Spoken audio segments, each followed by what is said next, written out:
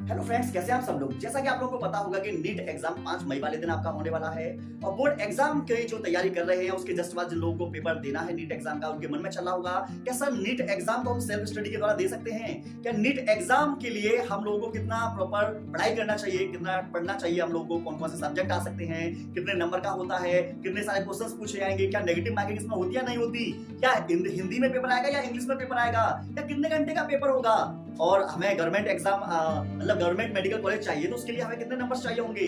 तो आपके मन में ये बहुत सारे सवाल चल रहे होंगे और इन सभी सवालों के जवाब आप लोगों को इस वीडियो में मिलेंगे और इस वीडियो के माध्यम से मैं आप लोगों को बताऊंगा कि आप घर बैठे सेल्फ स्टडी करके कैसे नीट एग्जाम को क्लियर कर सकते हैं, वो भी ये आपके पास लास्ट के जो 2 से 3 महीने बचे हुए हैं इन्हीं सभी में। तो आपको बता दें ये वीडियो काफी इन्फॉर्मेटिव होने वाली है।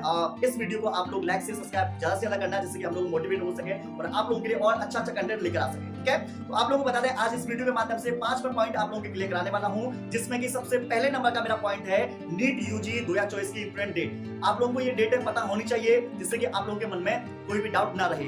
सबसे पहले तो ये है कि आपके पास ये पूरा जो फरवरी का महीना है, ये मान के चलिए पूरा फरवरी के महीने में आप नीट एप्लीकेशन फॉर्म को भर सकते हैं, कोई दिक्कत नहीं है। 5 मई वाले दिन आप लोगों का नीट एग्जाम होगा, मतलब आपके पास 2 से 3 महीने हैं बस। ठीक है, और जितने भी क्वेश्चंस होंगे जिस दिन आपका नीट एग्जाम होगा एमसीक्यू टाइप के क्वेश्चंस होंगे, मतलब ऑब्जेक्टिव टाइप के क्वेश्चंस आएंगे, थ्योरी बिल्कुल भी नहीं आने वाली है।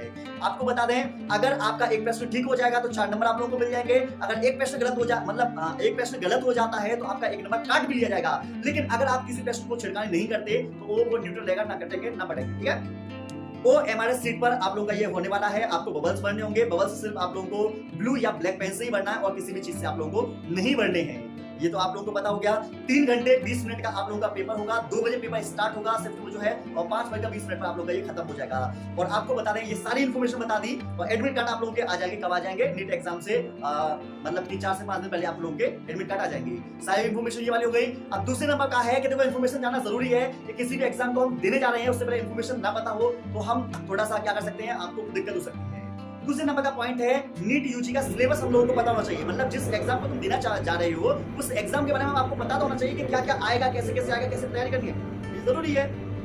पहली बात कि आप लोगों का इसमें 3 सब्जेक्ट आने वाले हैं, फिजिक्स, केमिस्ट्री और बायोलॉजी। 3 सब्जेक्ट आएंगे और आप लोग साइंस से हैं तो आप लोगों को पता होगा साइंस में मतलब कि यही होते हैं, फिजिक्स, केमिस्ट्री, बायोलॉजी, साइंस में। ठीक है, टोटल क्वेश्चन कितने आएंगे? टोटल क्वेश्चन आएंगे आप लोगों को 200 क्वेश्चन आएंगे, जिसमें से 180 मतलब 180 क्वेश्चन आप लोगों को सॉल्व करने होंगे और इन मतलब कि क्वेश्चंस का मतलब पूरा का पूरा जो टोटल मार्क्स है वो आप लोगों का हो जाएगा 720 नंबर का आप लोगों का पेपर होगा। और आप लोगों को बता दें ये पेपर पता है या नहीं, टॉपर लोगों से जब भी इंटरव्यू में पूछा जाता है तो टॉपर्स लोग खुद बोलते हैं कि पूरा का पूरा जो पेपर है बायोलॉजी वाले सेक्शन में लगभग 70% से लेकर 90% जो पेपर आता है वो आता है एनसीईआरटी बुक से। तो इतना ज्यादा प्रश्न जो है एनसीईआरटी से पूछा जाता है तो आप लोगों को सबसे पहले हर सब्जेक्ट में एनसीईआरटी पर ध्यान देना है। उसके बाद में आप लोग साइड बुक का ध्यान दे सकते हैं, साइड बुक को लगा सकते हैं, लेकिन पहला आप लोगों का मोस्टली काम करना होगा कि एनसीईआरटी पर ही फोकस करना होगा। कम से कम नीट एग्जाम से पहले 3 से लेकर 4 बार एनसीईआरटी का रिवाइज हो जाए और एनसीईआरटी के सारे क्वेश्चंस एनसीईआरटी एग्जाम लगे वो आपके सारे के सारे सॉल्व हो जाने चाहिए। ठीक है, तीसरे नंबर का पॉइंट है टाइम टेबल बनाना।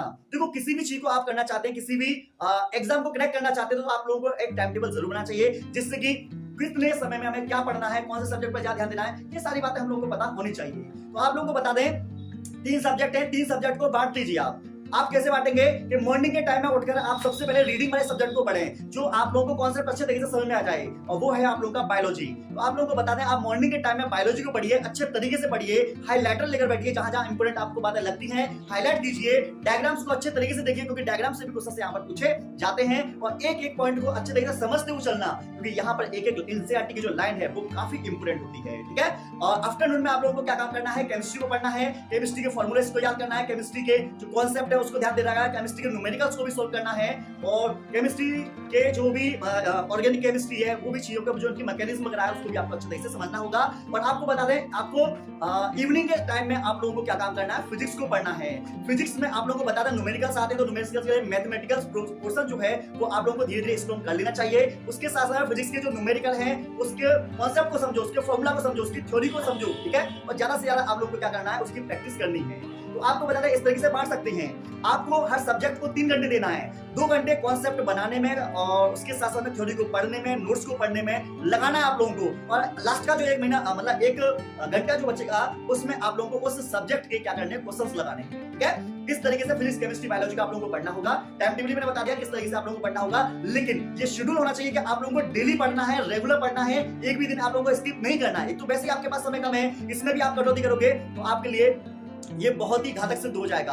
आप लोगों से बस मैं ये कहना चाहूंगा कि आपके पास जो 2-3 महीने बचे हुए हैं, इनमें जी जान लगा देना, 100% अपना फुल फोकस के साथ पढ़ना, एकाग्रता के साथ पढ़ना। और 2-3 महीने के लिए आप ना कोई शादी अटेंड करेंगे, ना यारी दोस्ती में घूमेंगे, ना नुमाइश जाएंगे, मतलब आपको कहीं पर कोई काम नहीं करना। 2 से 3 महीने जब तक आपका नीट एग्जाम नहीं हो जाता, आपके सारे जो प्लान है उसे आपको कैंसिल करना होगा, क्योंकि नीट एग्जाम जो है ये छोटा मोटा एग्जाम नहीं है। इसलिए मैं बहुत ज्यादा कंपटीशन बढ़ चुका है। इस कंपटीशन में को फाइट करने के लिए आप लोगों को कुछ ना कुछ तो त्याग करना पड़ेगा। ठीक है, आप लोगों को पता है कि नीट एग्जाम की जो एप्लीकेशन की जो फीस है, जनरल वालों की 1700 रुपए, ओबीसी वालों की 1600 रुपए, इतना जब पैसा तुम्हारा जा रहा है, इसका मतलब आप लोगों को इतना पैसा जब जा रहा है तो आपको उतनी ही मेहनत करनी होगी। और अपनी मेहनत करने में आप दूसरे को पागल ना बनाएं कि हाँ हमारी मेहनत चल रही है। मेहनत का पहला रूल है कि आपको अपने ऊपर ये गोल देना है कि आपको पूरा न्यौछावर करना है इसके ऊपर नीट एग्जाम के लिए।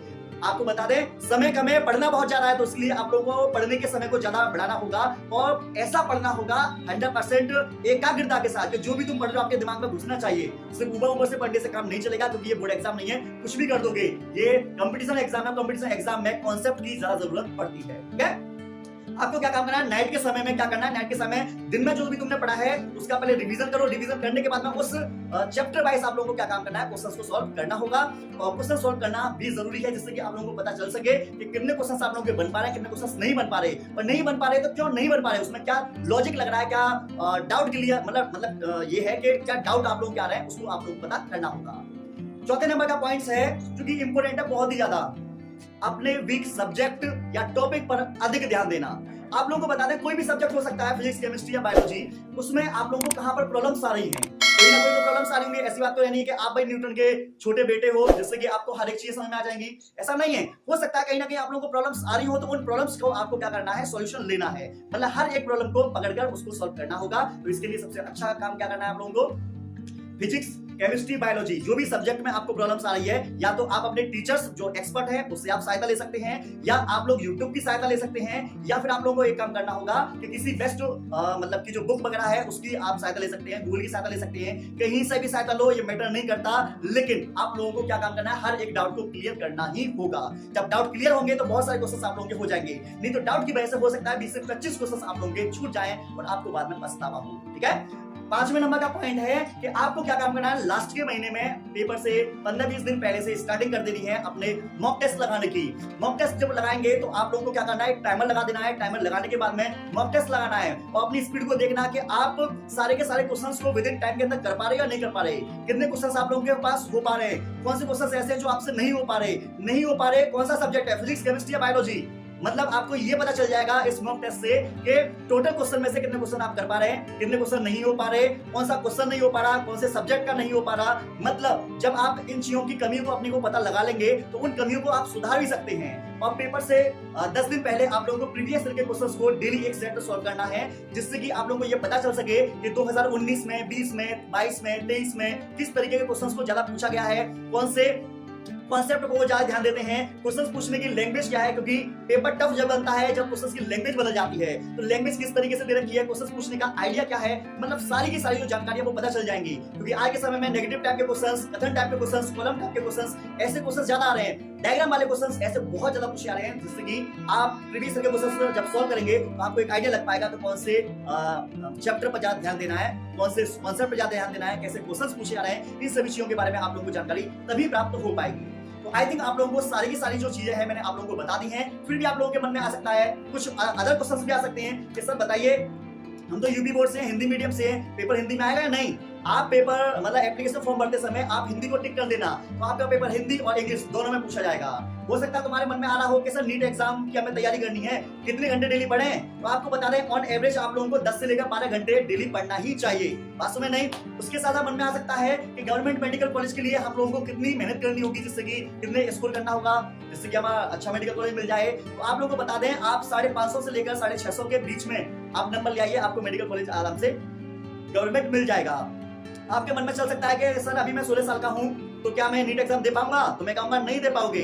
17 साल में हो तो आप दे पाओगे, आपके मन में चल सकता है कि सर अभी मैं नीट मतलब कि मैं बोर्ड एग्जाम में अभी 12th में हूँ, लेकिन मेरा रिजल्ट नहीं आया, तो क्या मैं नीट एग्जाम को दे पाऊंगा? तो मैं कहूंगा हाँ, तुम नीट एग्जाम को आराम से दे पाओगे। तो आपके मन में भी बहुत सारे क्वेश्चन हो सकते हैं। वैसे मैंने कोशिश की है कि सारे के सारे क्वेश्चंस को मैं यहाँ पर कवर कर सकूं, लेकिन फिर भी आपके मन में कोई भी डाउट है तो मुझे कमेंट में जरूर बताइएगा।